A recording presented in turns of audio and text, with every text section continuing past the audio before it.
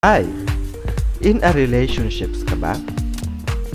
Ano bang status ng relasyon mo? Naks, may pagtatanong. Chismoso. Totohanan o gamitan? Nagmamahalan o one-sided lamang? Kailangan mo ba siya dahil mahal mo? O mahal mo siya dahil kailangan mo? O, di ba? Parang pareho lang, no? Pwede ring mahal na mahal nung una, pero nang maglaon, nanlalamig na. Bakit nga ba?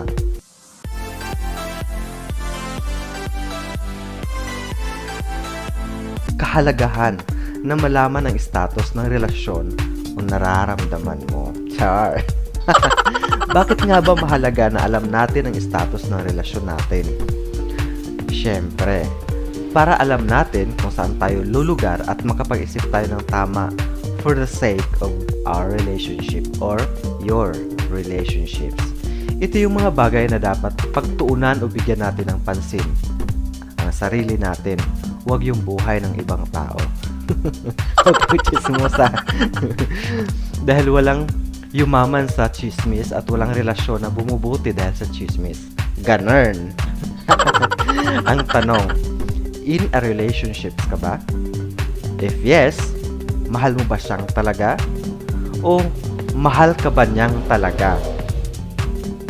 Pareho ba kayong nagmamahalan? Nox, sana all. If yes, edi wow. Good for you. Congratulations. Sana all na lang talaga. At sana for lifetime na, forever, o diba? Pero paano kung gaya ng karamihan na malabo pa sa ilog Pasig at magulo pa sa buhok ng bagong gising ang relasyon mo? Agaray. Ganun ni interlagi. Gugma pa more.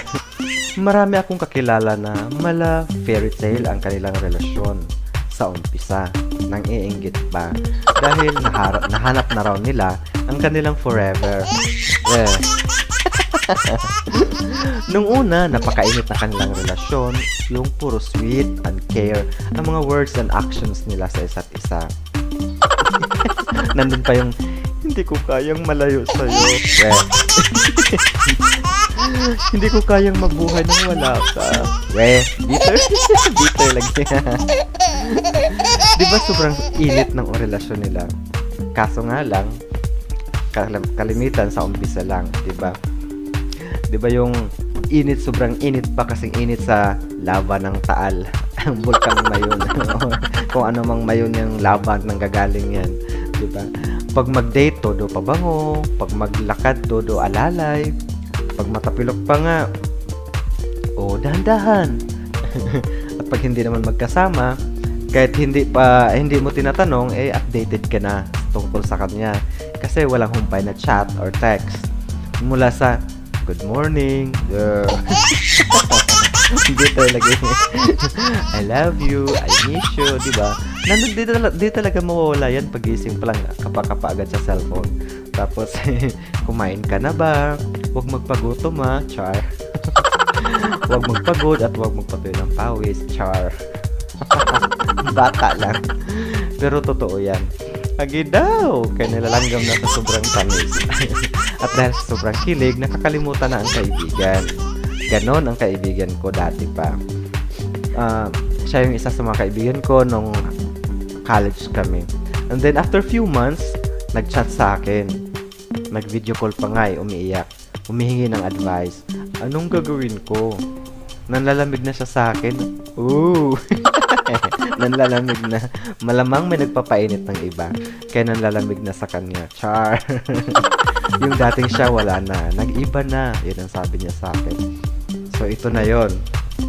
Kung dati todo pabango, ngayon uututan ka na sa mukha.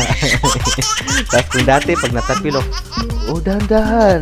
Ngayon, tanga ka kasi. Sabay, babatukan pa, no? Aguroy lagi, anong minter. Kung dati updated ka, ngayon pinagtataguan ka na. Diba? Mga real talk, realidad na nangyayari sa isang relasyon. Dati, puro sweet words. Ngayon, puro masasakit na ang sinasabi or lumalabas sa bibig. Aray! Ngano laging mi-enter, gugma pa more. Nung time na yon, dahil nga kaibigan ko siya, ito naman ako, to do advice. Tsaka, alam naman natin na walang perfect na relasyon, di ba? So, kadalasan, ang nangyayari, humarap talaga tayo sa matinding pagsubok, di ba? Tandaan nyo na ang pagsubok ay yan nasusukat kung gaano nyo kamahal ang isa't isa. Ew! Siyempre kung may problema, pag-usapan yan dalawa sa mahinahon na paraan dahil hindi nakakatulong ang bulyawan, di ba? Bagkus nakakadagdag pa sa problema. Kung pwede nga, manahimik muna hanggat mainit pa ang sitwasyon. Tapos hanggat maaari, piliting ayusin na may respeto sa isa't isa. Pero kung hindi na talaga kayang ayusin pa dahil sobrang basag na, huwag nang ipilit pa, di ba? Dahil mas lalo lang kayo masasaktan pareho. Lalo na kung wala ng pagmamahal or mag-isa ka na lang na nagmamahal or kumakapit sa isang relasyon. Gugma pa more. Diba? Laging tandaan na huwag kang mamalimos ng oras, atensyon, appreciation at pagmamahal. Yang mga yan ay hindi hinihingi kundi kusang ipinagkakaloob dapat sa taong tunay na nagmamahal. O diba? Napakadaling sabihin. Sa totoo lang, madaling sabihin yan. Pero kung mahal mo kasi talaga ang isang tao, wala kang pakialam. Diba rin sabihin na, okay lang mamalimos ako ngayon. Pero, well, for me, hindi naman ganun kasama kung mamalimos. Pero, hindi porket libre ang mamalimos, araw-arawin mo na. Pag wala pa ring effect, isang beses, dalawang beses, tama na, diba? Sabi nga ni Jun Sisa, kung mahal ka ng tao, hindi mo kailangan magmakaawa ng atensyon or oras nila. Hindi mo kailangan mag-update or makailangan na i-update ka nila or mag-update ka sa kanila or magmakaawa sa pagmamahal niya. At mas lalong hindi mo kailangan ng tao na stress lang ang ambag sa buhay mo. O diba? Tapos, huwag sayangin ang panahon sa mga ganyan tao. Dahil napaka-eksi lang ng buhay natin para i-focus sa maling tao. Ginawa ko. Hintayin mo yung tamang tao na darating sa'yo at kusa niya ibigay sa'yo lahat ng nararapat. Sana all. May ganun. Kaso lang konting-konti na lang talaga, diba? Kaya, don't be afraid to walk away. Walk away! Learn to value yourself and know your worth, diba?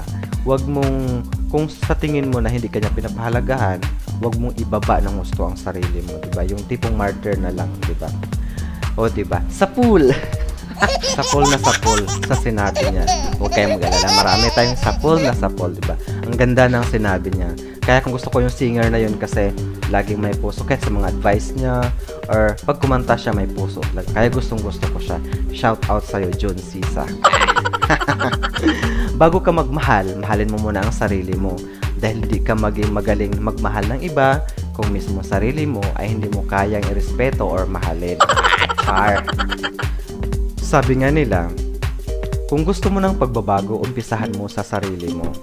Kung napansin mo na nanlalamig na siya sa'yo, alamin mo at itanong mo sa sarili mo, may nagawa ba akong mali? O diba? May pagkukulang ba ako? Huwag puro sisi sa karelasyon mo. Dahil baka may pagkukulang o pagkakamali ka rin, di ba?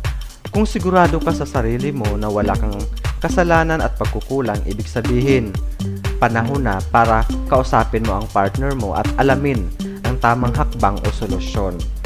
Huwag magpadala sa pride, selos, galit o emosyon. O, di ba? Nax! Feeling expert. Di ba?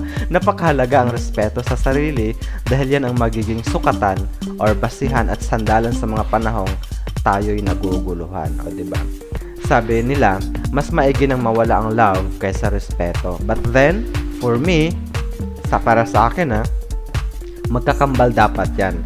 Ang love at respect dahil hindi mo kayang irespeto ang isang tao kung hindi mo mahal. At hindi mo kayang mahalin kung hindi mo naman nire-respeto.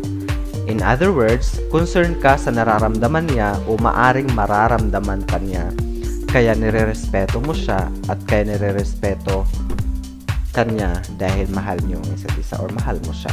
At isama mo na rin yun sa mga katotohanan na pag nagmahal ang isang tao ay nagiging OA o madrama. Kaya dapat lawakan ang pangunawa bilang bahagi ng respeto o pagpapahalaga sa sarili or sa relasyon ng dalawa. Kaya huwag kang pumasok sa relasyon na one-sided lamang o yung ikaw lang nagmamahal or siya lang ang nagmamahal. Dahil mahirap yung ganong klaseng pagmamahal. Yes, sabi nila natuturuan ang puso pero iba pa rin yung saya kung genuine love or genuine love yung nararamdaman mo or yung totoong totoo. Hindi yung hinog sa pilit, yung pinipilit lang yung nararamdaman mo. Mas masarap pa rin yung feeling na nakisama ka sa isang tao dahil mahal mo siya, hindi dahil kailangan mo siya. Diba? Kinaok ka? Parang saging lang yan eh. Mas iba ang sarap at tamis pag hindi hinog sa pilit. Kaysa yung nahinog lang dahil artificial yung paraan. Mas maganda o masarap din yung pakiramdam sa relasyon na totohanan kaysa gamitan. Kasi hindi ka kakalabanin or uusigin ng konsensya mo. True, diba? Kung kailangan mo siya dahil mahal mo siya, ay true love yan. Pero kung mahal mo siya dahil kailangan mo siya, ay peke yan. Parang gamitan. Hindi talagang totoo. Gamitan yan. Tandaan, ang true love ay walang exact definition. Pero nararamdaman mo yan. Oh, diba?